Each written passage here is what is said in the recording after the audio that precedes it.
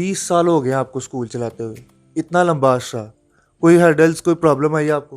माशाल्लाह पिछले 7 साल से आपके स्कूल की बोर्ड में पोजीशन आ रही है, ये कैसे हुआ? जैसे कि आजकल हमारी नौजवान नस्ल है, इसमें टेंशन और डिप्रेशन बहुत ज़्यादा बढ़ रही है, इस पर आप क्या कहेंगे? सर, इमोशंस की आपने बात की है, तो फिर एक इंसान अपने इमोशंस को कैसे कंट्रोल कर सकता है? अस्सलाम वालेकुम नाजरीन, डे टू डे पाकिस्तान के साथ मैं हूं आपका मेज़बान उसामा सेठी। आज हम आपके लिए जिस शख्सियत का इंटरव्यू लेके आए हैं वो नहायत ही काबिल तारीफ़ है। वो पीएचडी स्कॉलर भी हैं, वो राइटर भी हैं, वो साइकोथेरेपिस्ट भी हैं और इसके अलावा एक कामयाब स्कूल के चेयरमैन भी हैं। आइए उनसे बात करते हैं, जनाब अब्दुल शकूर साहब। अस्सलाम वालेकुम सर। वालेकुम अस्सलाम। सर, इतना सब कुछ मैनेज कैसे कर लेते हैं आप? हाँ उसामा, बड़ी पते की बात आपने पूछी। केएफसी का मालिक, मैकडोनल्ड का मालिक कैसे मैनेज करता है? तो देखिए, अगर आपका सिस्टम, आपका काम जो है वो बढ़ रहा है, तो फिर आप एक सिस्टम बनाइए। ये सिस्टम क्या होता है? सिस्टम ये होता है कि आप हर चीज़ को लिख लेते हैं कि ये चीज़ कैसे होगी, फ़लाँ काम कैसे होगा, फ़लाँ काम कैसे होगा, जो बंदा काम करेगा उसकी ड्यूटीज़ क्या हैं, इसको जेडी कहते हैं। तो जब आप चीज़ों को लिखना शुरू कर देते हैं और हर चीज़ को तफसील से लिख लेते हैं, तो फिर इसको बोलते हैं सिस्टम। तो अगर आप सिस्टम बना लेते हैं तो फिर जो है it is very easy to run a big business. तो मैंने भी यही किया कि जब हमारा काम बढ़ गया, हमारी 5-6 ब्रांचेस हो गई, तो हमें ये एहसास हुआ कि कभी किस तरफ का स्कूल बेहतर हो जाता है, कभी कोई बेहतर हो जाता है, तो हम कैसे इसको एक लेवल पे रखें, एक ख़ास स्टैंडर्ड पे। तो फिर हमें ये समझ आई कि हम लिख लेते हैं। और जब हमने लिख लिया 2 साल लगा के सारा कुछ, यानी सिस्टम बना लिया, तो पता चला कि जो हमने किया इसको सिस्टम बोलते हैं। तो फिर उसकी ट्रेनिंग मैंने ली थी और अब मैं बहुत सुखी हूँ। मैं जब चाहे आता हूँ, जब चाहे जाता हूँ। हर बंदे को मैंने काम असाइन किए हुए हैं, हर बंदे को पता है काम किस तरह से होना है। वो एक मोटी सी किताब है जी, उसमें सारा कुछ लिखा हुआ है। तो वो हम मुतल्लिका बंदों को वो चीज़ें दे देते हैं और वो उसके मुताबिक काम करते हैं। अच्छा सर, 20 साल हो गए आपको स्कूल चलाते हुए, इतना लंबा अर्सा, कोई हर्डल्स, कोई प्रॉब्लम आई आपको?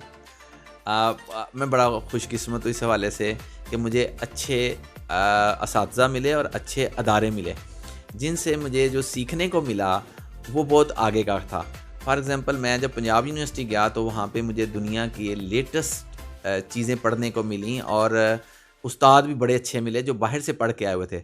और एक मेरी जो टीचर थी वो तो आई ही हमारे लिए थी। हम 6 स्टूडेंट्स थे क्लास में। तो मैम सारा स्मिथ लुइसियाना यूनिवर्सिटी की सेकंड डायरेक्टर थी। उनसे एग्रीमेंट किया पंजाब यूनिवर्सिटी ने, और वो 6 माह के लिए हमें पढ़ाने के लिए आ गई। तो हमें स्कूल्स में लेके जाती थी और फिर बताती थी कि बच्चों की जो एकेडमिक प्रॉब्लम्स हैं या इमोशनल प्रॉब्लम्स हैं या बिहेवियर प्रॉब्लम्स हैं, उनको कैसे एड्रेस करना है। तो उनसे चीज़ें सीखी। वो समझिए कि जो दुनिया का सबसे तरक्की याफ्ता मुल्क है, उसमें जो सबसे बेहतरीन टेक्निक्स हैं वो मैंने सीख ली। और मुझे एक और फ़ायदा ये रहा कि मैं सीखने का बहुत शौकीन हूँ। तो उसकी वजह से फिर मैं हर वर्कशॉप में पहुँचता था लाहौर में और बहुत सारी और जगहों पे भी। तो जो मैंने चीज़ें सीखी ना, उसके मुझे बड़ा फ़ायदा हुआ कि वो सियालकोट में मुझे पता था कि किसी को नहीं आती। तो मैं लोगों से बहुत आगे था, तो मुझे ज़्यादा मुश्किलात नहीं हुई। जब मैंने लोगों को अप्रोच किया, मैंने एडवर्टाइज़ किया, तो फिर लोग खुद आ गए मेरे पास। और उनको जब ये पता चला कि ये बंदा जो है, ये इसको काफ़ी सारी चीज़ों का पता है जो कि आम लोगों को नहीं पता, तो फिर वो मेरा स्कूल बहुत अच्छा चला और शुरू दिन से ही अल्हम्दुलिल्लाह बड़ी कामयाबी मिली। अच्छा सर, माशाल्लाह पिछले 7 साल से आपके स्कूल की बोर्ड में पोजीशन आ रही है, ये कैसे हुआ? अच्छा, ये हमारे लिए भी एक मुहिम्मा है कि ये कैसे हो गया। लेकिन इसके पीछे मैं समझता हूँ कि बहुत ज़्यादा चीज़ें हैं। मसलन मुझे सबसे अहम चीज़ लगती है वो मेरा सिस्टम है। और अगर कोई मुझसे ये पूछे कि शकूर, आपको अपने स्कूल की सबसे अच्छी बात क्या लगती है, तो मैं ये पोजीशंस की बात नहीं करूँगा। पोजीशंस लोगों को डेफिनेटली अट्रैक्ट करती हैं। डेफिनेटली कोई और स्कूल 3 दफ़ा भी कभी मुसलसल पोजीशंस नहीं ले सका अल्हम्दुलिल्लाह सिटी के अंदर। लेकिन हमारा स्कूल जो है वो मुसलसल 7 साल से पोजीशंस ले रहा है। यानी सियालकोट की टॉप 3 पोजीशंस में या बोर्ड की टॉप 3 पोजीशंस में हमारी कोई ना कोई पोजीशन आती है। लेकिन मुझे जो सबसे अच्छी बात लगती है वो मेरा सिस्टम है, और यही सिस्टम लोगों को पसंद आया जब मैं वापस आया। देखिए, दुनिया के जितने तरक्की याफ्ता ममालिक हैं, एडवांस कंट्रीज़, वहाँ पे 9वीं जमात तक कोई इम्तिहान नहीं है बच्चों का। ठीक है, हाँ, दरमियान में वो तीसरी में और छठी में मेजर सब्जेक्ट्स का टेस्ट ले लेते हैं, जिससे वो जो गवर्नमेंट है, वो जो ऊपर जो रियासत होती है या काउंटी होती है वो ये फैसला करती है कि कौन सा स्कूल कहाँ पे खड़ा है। उसमें बच्चों को चेक नहीं किया जाता बल्कि स्कूल को चेक किया जाता है, और अगर कोई स्कूल कमज़ोर होता है उसको फैसिलिटेट करते हैं। तो पहली दफ़ा पूरी किताब का इम्तिहान सारी महज़ब दुनिया में, जापान में, अमेरिका में, इंग्लैंड में, यूरोप में, ऑस्ट्रेलिया में, डेनमार्क में, और अब तो मैं कहता हूँ बद्दुओं को भी अक्ल आ गई, दुबई में और कतर में भी ये सिस्टम राइज है कि कोई इम्तिहान नहीं है। हाँ, कंटिन्यूस असेसमेंट सिस्टम है, यानी कि रोज़ रोज़ टेस्ट ले लेते हैं, ऑब्जर्वेशंस ले लेते हैं। और हमने क्या किया, हमने उसी सिस्टम को अपने कल्चर के मुताबिक डाला और ये किया कि हम 5वीं तक इम्तिहान नहीं लेंगे, टेस्ट लेंगे रोज़ के रोज़, ऑब्जर्वेशंस लेंगे बच्चों की, और वो 3-4 माह के बाद जब दूसरे स्कूल इम्तिहान लेके रिज़ल्ट बनाएंगे, हम उन्हीं टेस्ट की बेस पर रिज़ल्ट बना देंगे। साल के आखिर में 3 रिज़ल्ट्स होंगे, जो 2 बेहतर रिज़ल्ट्स होंगे उनको मिला के फाइनल रिज़ल्ट बना देंगे। अब इसके 3 फ़ायदे हैं। नंबर 1, बच्चों पे बोझ नहीं पड़ता, उन्हें ना आधी किताब रटनी पड़ती है ना पूरी किताब रटनी पड़ती है। नंबर 2, हमें 40 दिन अजाफी मिलते हैं पढ़ाने के लिए। दूसरे स्कूल में जब भी इम्तिहान आएंगे, हफ्ता पहले पढ़ाई बंद, फिर 1 हफ्ता इम्तिहान, 15 दिन बच्चे ने एक लफ्ज़ भी आगे से नहीं पढ़ा, उसने पिछले को रटे लगाए, तो 15-15-15 40-45 दिन ज़ाया हो गए। हमारा एक दिन भी ज़ाया नहीं होता। हम जब कहते हैं टीचर को, वो हमें रिज़ल्ट बना देता है, क्योंकि उसने पहले से चीज़ें तैयार की हैं, उसने पहले से नोट की हुई चीज़ें। तीसरा जो सबसे बड़ा फ़ायदा, जो मुझे बीइंग साइकोथेरापिस्ट फ़ायदा नज़र आता है, वो ये है कि मेरा बच्चा सारा साल मेहनत का आदी बनता है। और आप जानते हैं उसामा कि हमारे दूसरे स्कूल्स में जहाँ एनुअल सिस्टम यानी सालाना इम्तिहानात का निज़ाम राइज है, वहाँ पे बच्चे 8-9 माह कुछ नहीं पढ़ते। और मैं भी उसी सिस्टम से पढ़ा और मेरी कौम भी इसी सिस्टम से पढ़ी। तो हम क्या करते थे कि हम 8-9-10 महीने कुछ नहीं थे पढ़ते, आखिरी 3 महीनों में टीचर डंडा पकड़ता था, वालिदैन ट्यूशन पे भेजते थे और हम सिलेक्टिव स्टडी करते थे। और इस चीज़ ने पूरी कौम का बेड़ा गर्क किया हुआ है कि हम डंग टपाऊ कौम है, यानी जब सर पे पड़ेगी फिर हम काम करेंगे, वरना हम हडरामी करेंगे। तो हमारे इम्तिहानात 5वीं से शुरू होते हैं, वो भी सेमेस्टर सिस्टम के तहत। तो मुझे लगता है कि ये जो चीज़ें और इस तरह की बहुत सारी चीज़ें हैं, मतलब मेरा स्कूल शायद वाहिद स्कूल होगा पूरे सियालकोट में जिसमें हर क्लास के फर्नीचर का साइज़ डिफरेंट है।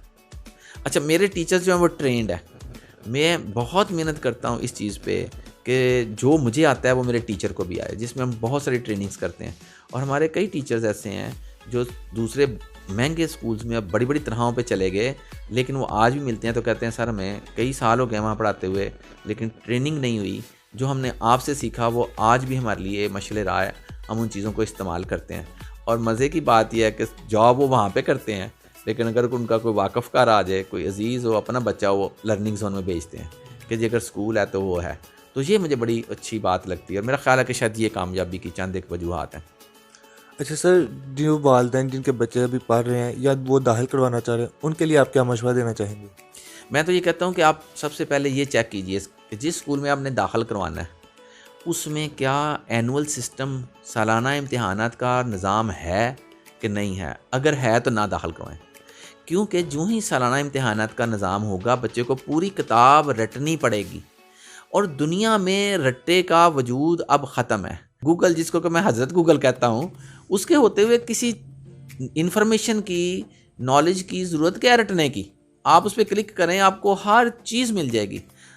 स्कूल का काम जहाँ बच्चे की शख्सियत की नशोनुमा है, वहाँ पे सबसे अहम यह है कि वो बच्चे को क्रिएटिव बनाए, क्योंकि क्रिएटिविटी गूगल नहीं कर सकता। वो आपको नॉलेज दे सकता है, उसमें नॉलेज चूँकि बहुत ज़्यादा होगा, आपको अंडरस्टैंडिंग आ जाएगी। वो आपको एप्लीकेशन भी बता सकता है कि इस नॉलेज की कहाँ एप्लीकेशन हो सकती है।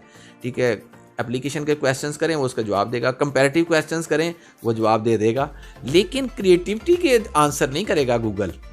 तो ये जो क्रिएटिविटी है, ये दुनिया में इंसान को और इंसानियत को और मुआशरे को तरक्की देती है। तो क्रिएटिविटी पे मैं समझता हूँ स्कूल का फोकस होना चाहिए, और हमारा यही फोकस होता है कि हम बच्चे को क्रिएटिव बनाएं। तो मैं समझता हूँ कि ये चीज़ें देखने वाली हैं कि जो भी वालिदैन बच्चे को स्कूल में दाखिल करवाएं वो वहाँ पे देखें कि सिस्टम किस तरह का है। और ये पूरी महज़ब दुनिया में इम्तिहानात का सिस्टम अब नहीं है, बल्कि बहुत अरसे से नहीं है, हम पीछे रह चुके हैं। सर, वालिदैन को तो बता दिया, अब जो बच्चों को पढ़ाते हैं उस्ताज़ा, उनको आप क्या कहना चाहेंगे?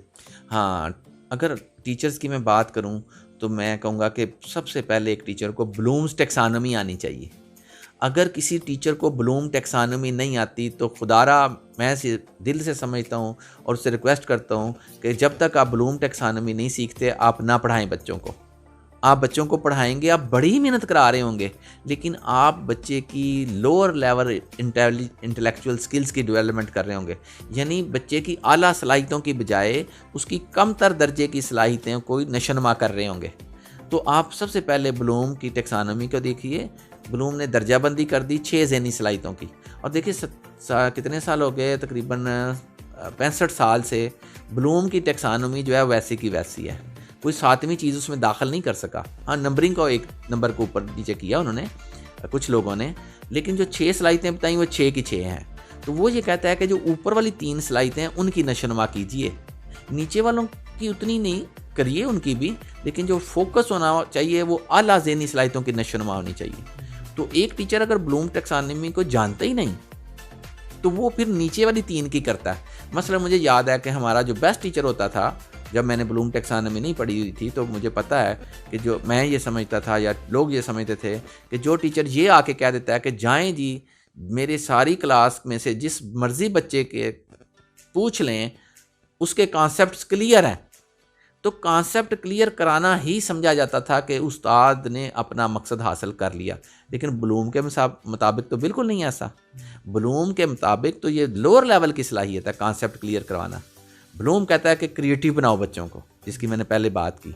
तो अगर क्रिएटिविटी नहीं पैदा करता हो कोई भी उस्ताद, तो फिर मैं समझता हूँ वो उस्ताद नहीं है। और इसके बड़े अच्छे आसान तरीके भी हैं। तो सर, जैसे कि आजकल हमारी नौजवान नस्ल है, इसमें टेंशन और डिप्रेशन बहुत ज़्यादा बढ़ रही है, इस पर आप क्या कहेंगे? देखिए, हमारी जो नौजवान नस्ल है ना, उसको थोड़ी सी ट्रेनिंग की ज़रूरत है, थोड़ी सी इन्फॉर्मेशन की ज़रूरत है।